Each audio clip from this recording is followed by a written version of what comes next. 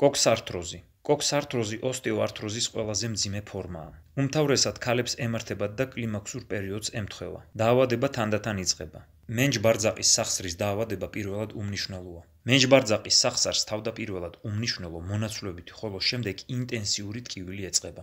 მენჯ-ბარძაყის სახსრის დეფორმირებელი ოსტეოართროზის ძირითადი სიმპტომები, რომლებიც ავადმყოფს ექიმთან მისვლას აიძულებს, არის ტკივილი, სახსარში მოძრაობის შეზღუდვა და კოჭლობა. ეს სიმპტომები სხვადასხვა შემთხვევაში სხვადასხვა სიმძლავრისაა. მაგალითად, ზოგიერთი უჩივის ძლიერ ტკივილს, სახსარში მოძრაობა კი არ უჭირს. ზოგს პირიქით შესამჩნევად აქვს მოძრაობის შეზღუდვა, ხოლო ტკივილი ოდნავ თუ აწუხებს. კოქსართროზით დაავადებული ყველა პაციენტი აწყდება საყოფაცხოვრებო სიძნელეებს.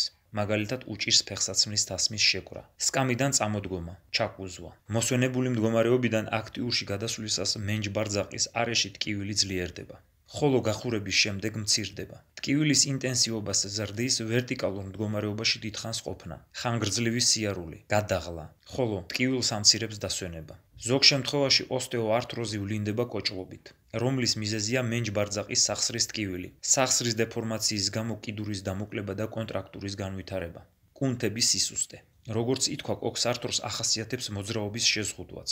თავდაპირველად იზღუდება ბარძაყის შიგნითა როტაცია და განზიდვა, შემდგომ გარეთა როტაცია და მიზიდვა. კიდური მოკლდება და ადამიანი კოჭლობას იწყებს. ორმხრივ კოქსართროს ახასიათებს იხვისებური სიარული, კუნთების ატროფია.